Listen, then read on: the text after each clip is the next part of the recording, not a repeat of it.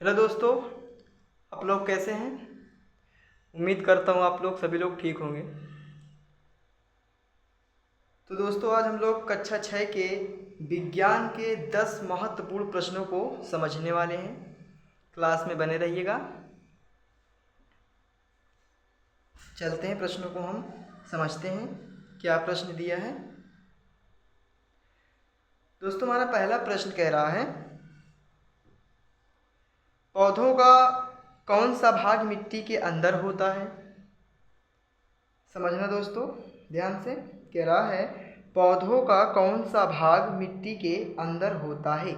दोस्तों ये पौधा है हमारा, कुछ इस प्रकार का पौधा होता है और ये जो भाग होता है ये मिट्टी के अंदर होता है, जिसे हम जड़ कहते हैं, इंग्लिश में बोले तो रूट। ठीक है।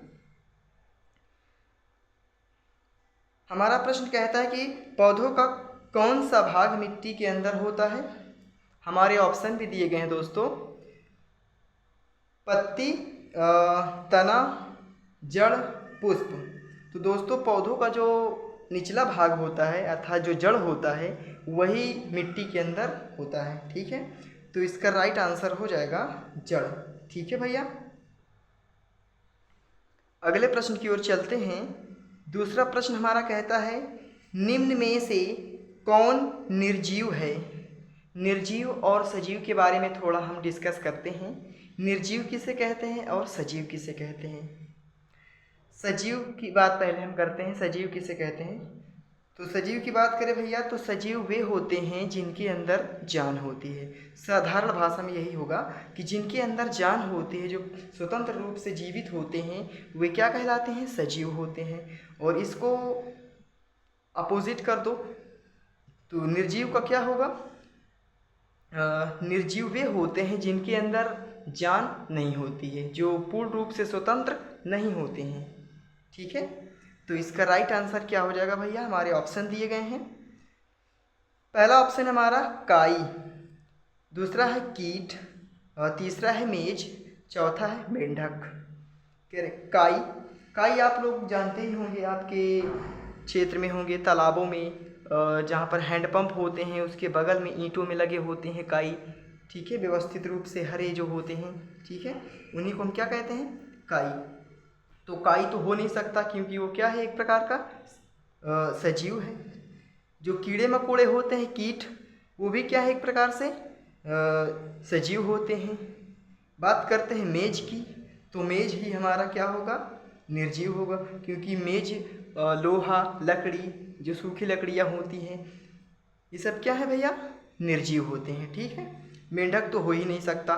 ठीक है, तुम्हारा राइट आंसर क्या होगा, मेज। बात करते हैं खरपतवार क्या है। खरपतवार दोस्तों, ठीक है, खरपतवार थोड़ा हम आपको समझाते हैं कि खरपतवार क्या है।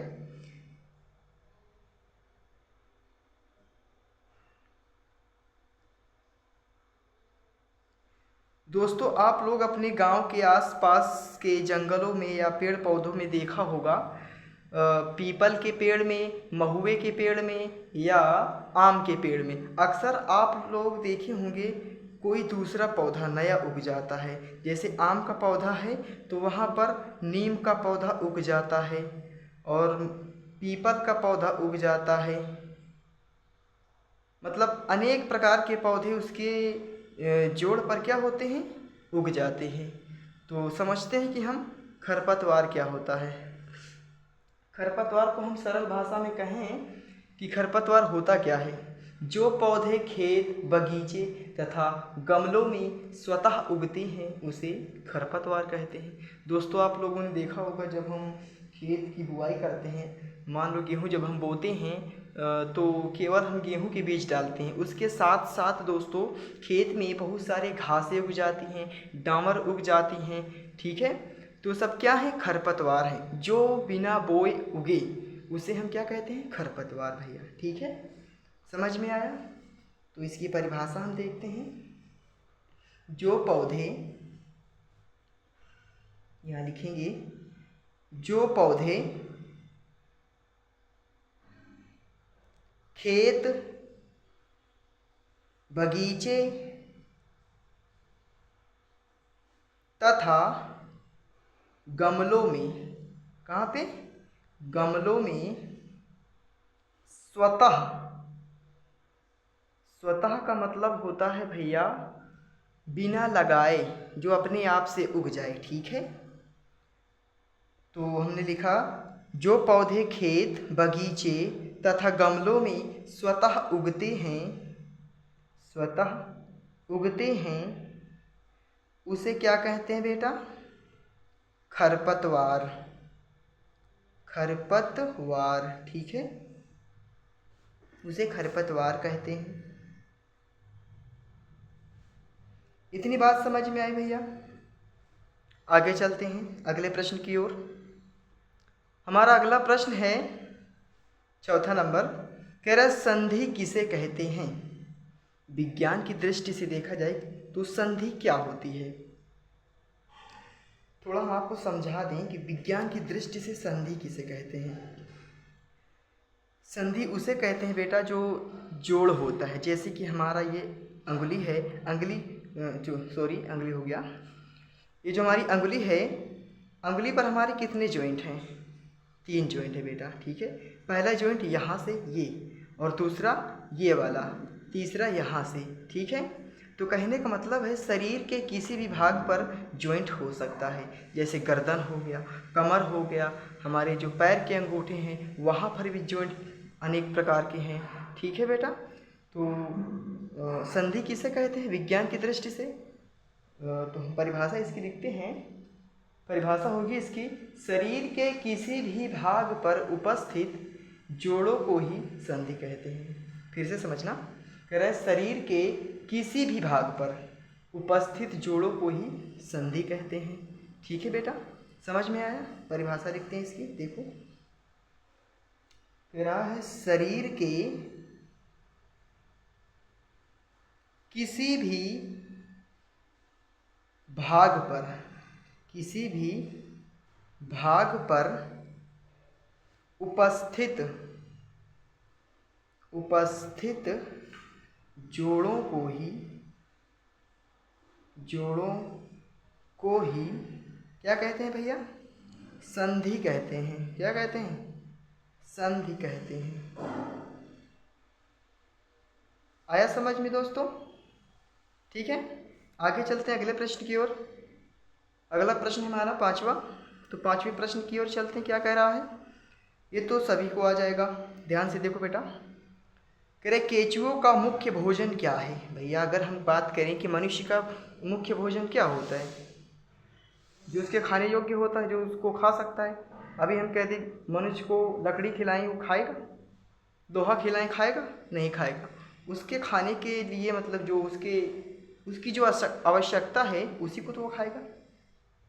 तो केंचुओं का मुख्य भोजन क्या होता है? ऑप्शन दिए गए हैं बेटा, घास, फूल, और तीसरा ऑप्शन दिया गया है कोई नहीं, चौथे ऑप्शन में दिया गया है मिट्टी।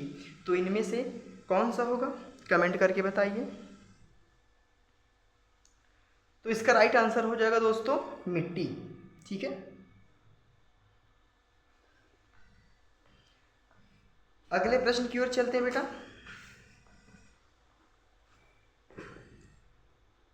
हमारा अगला प्रश्न है छठा प्रश्न। छठा प्रश्न थोड़ा तगड़ा है, इसको अच्छे से देखेंगे और बेहतर तरीके से समझेंगे। कह रहा है कैक्टस किसे कहते हैं? कैक्टस किसे कहते हैं? बेटा ये पॉइंट समझना, कैक्टस, कैक्टस किसे कहते हैं? कैक्टस होता क्या है? कैक्टस बेटा एक इंग्लिश शब्द है। अगर इसको हिंदी में डिवाइड करें तो इसका नाम होगा बेटा नागफनी। क्या होगा? नागफनी। नागफनी आप लोग तो देखे ही होंगे, ये एक प्रकार का पौधा है, आपके क्षेत्र में, गांव में होगा। ठीक है,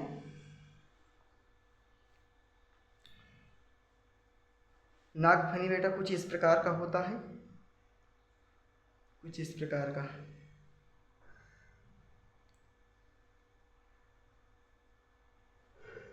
ठीक है, कुछ इस प्रकार का नागफनी पौधा होता है। इसके बाहरी सतह में कांटे लगे होते हैं। क्या होते हैं? कांटे। ठीक है, ये ज़्यादातर कहाँ पाए जाते हैं बेटा? रेगिस्तान में, सूखे मैदानों में। ठीक है, ये क्या है? नागफनी। देखो, नागफनी एक ऐसा पौधा है, इसकी परिभाषा कैसे देंगे? नागफनी एक ऐसा पौधा है जो जलवायु को अर्थात अपने भोजन को अवशोषित करके रखता है, उसे नागफनी कहते हैं। ठीक है, जैसे गर्मियों में जीवित क्यों रहते हैं? बहुत सारे पौधे जो होते हैं सूख जाते हैं, मुरझा जाते हैं, परंतु ये पौधा जो होता है ये सूखता नहीं है। क्यों? क्योंकि ये जब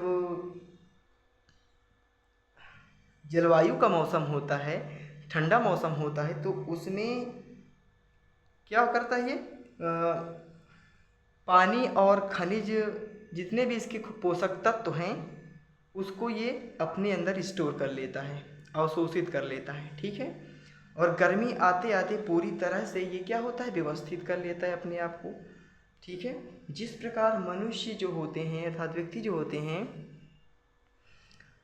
मान लो अगर पानी सूख गया तो वो किस तरीके से इस्तेमाल करते हैं? भाई छत पर टंकी रखते हैं, या तो जो टैंक वगैरह होते हैं उसी के सहारे वो अन्य कामों को यूज करते हैं। ठीक है, तो इसी प्रकार जैसे मनुष्य पानी को स्टोर करते हैं टंकियों में, उसी प्रकार ये भी जलवायु को और अन्य पोषक तत्वों को अपने अंदर क्या करता है? स्टोर कर लेता है, और गर्मी आते आते पूरी तरह से क्या हो जाता है? ये फाइनल हो जाता है। उसके बाद गर्मियों में वही उसी भोजन उन्हीं पोषक तत्वों के सहारे ये क्या होता है? जीवित रहता है।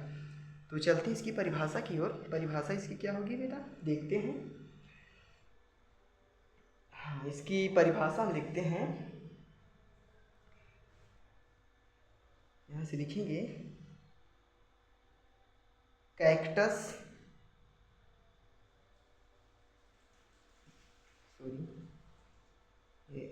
ठीक है, कैक्टस, इसको हिंदी में बोलेंगे नागफनी। क्या बोलेंगे? नागफनी।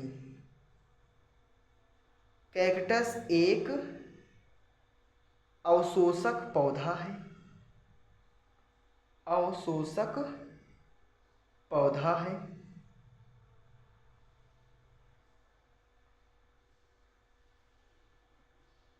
जो रेगिस्तान में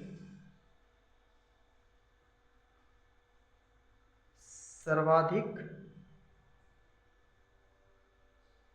पाया जाता है।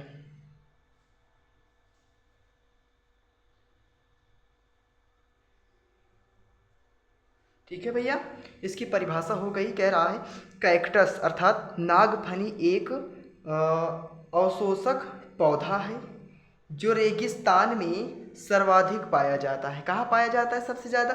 रेगिस्तान में। ठीक है, आगे चलते हैं अगले प्रश्न की ओर भैया।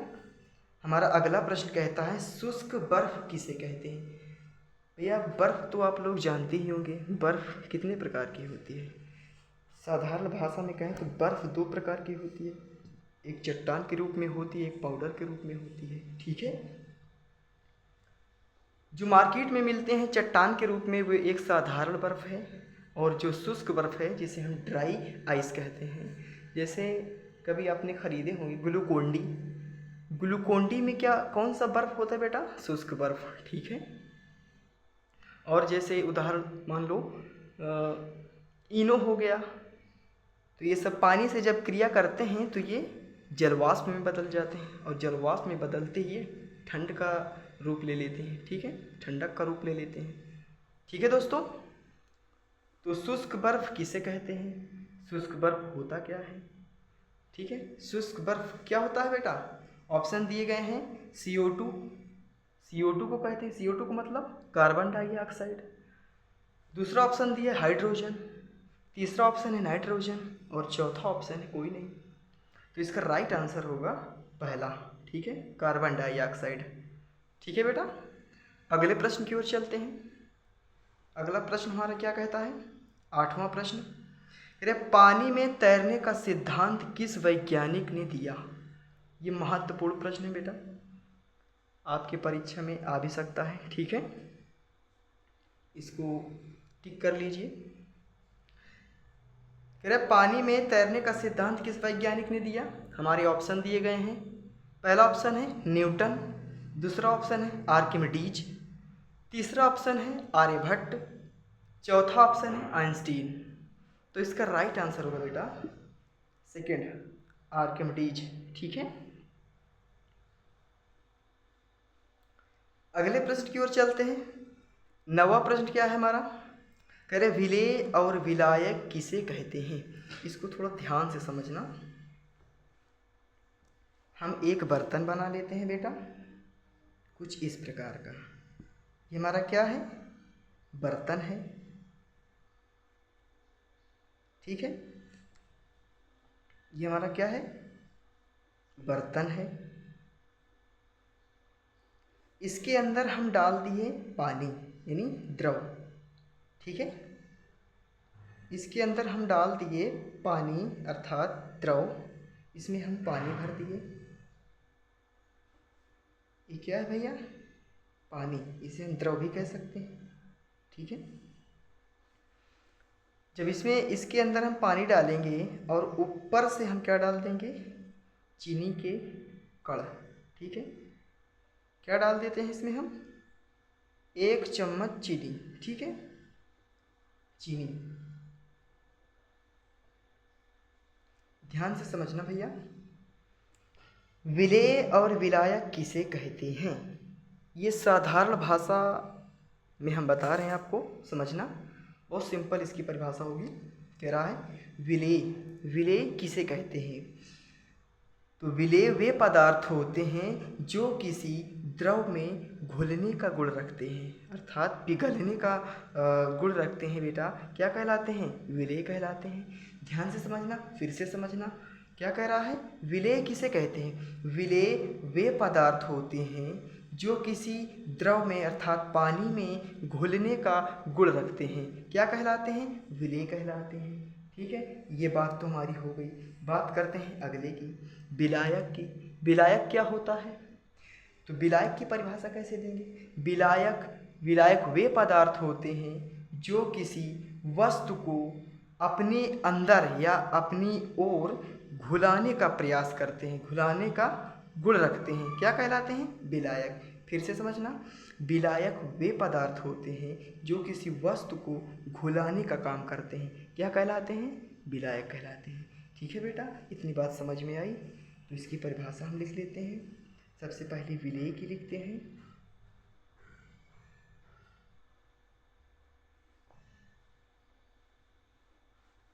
हमने बताया विलेय वे पदार्थ होते हैं, विलेय वे पदार्थ होते हैं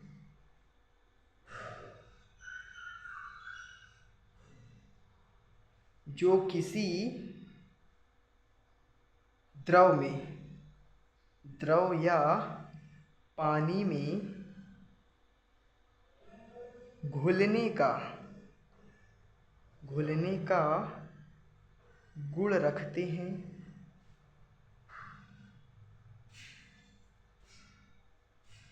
उसे क्या कहते हैं? विलेय कहते हैं। क्या कहते हैं? विलेय कहते हैं। ठीक है, विलेय की परिभाषा हो गई। कह रहा है विलेय वे पदार्थ होते हैं जो किसी द्रव या पानी में घुलने का गुण रखते हैं, उसे विलेय कहते हैं। ठीक है, अगली परिभाषा होगी विलायक की। विलायक किसे कहते हैं? अभी हमने बताया ना कि सरल भाषा में कहें तो जो घुलता है उसे विलेय कहते हैं, जो घुलाता है उसे विलायक कहते हैं। ठीक है, तो विलायक की परिभाषा कैसी होगी? विलायक वे पदार्थ हैं, विलायक वे पदार्थ होते हैं, विलायक वे पदार्थ होते हैं जो किसी वस्तु को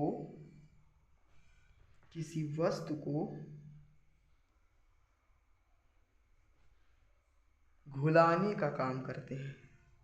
घुलाने का काम करते हैं या गुण रखते हैं, उसे क्या कहते हैं? विलायक कहते हैं। विलायक कहते हैं। ठीक है बेटा, आया समझ में ये? विलायक की परिभाषा हो गई। कह रहा है विलायक वे पदार्थ होते हैं जो किसी वस्तु को घुलाने का काम करते हैं या घुलाने का गुण रखते हैं, उसे क्या कहते हैं? विलायक कहते हैं। फिर से समझना, विलेय और विलायक किसे कहते हैं? विलायक वे होते हैं जो घुलते हैं और विलायक वे होते हैं जो घुलाते हैं। विलेय किसे कहते हैं बेटा? जो घुलते हैं। जो जैसे चीनी होती क्या होती है? घुलती है। और जैसे विलायक अर्थात पानी क्या होता है? घुलाता है। तो साधारण सी इसकी परिभाषा होगी, ध्यान रखना। ठीक है, अगला प्रश्न है आपके लिए और इस प्रश्न का उत्तर आप लोग कमेंट बॉक्स में करेंगे। ठीक है, और हमारे चैनल को सब्सक्राइब कर लेना, लाइक भी करना, जिससे हम आपको और बेहतर तरीके से पढ़ाने का प्रयास करें। ठीक है दोस्तों, तो 10वां प्रश्न कहता है भैया, पौधों की पत्तियां किसके कारण हरी होती हैं? इसका जवाब आप लोग कमेंट बॉक्स में करिएगा।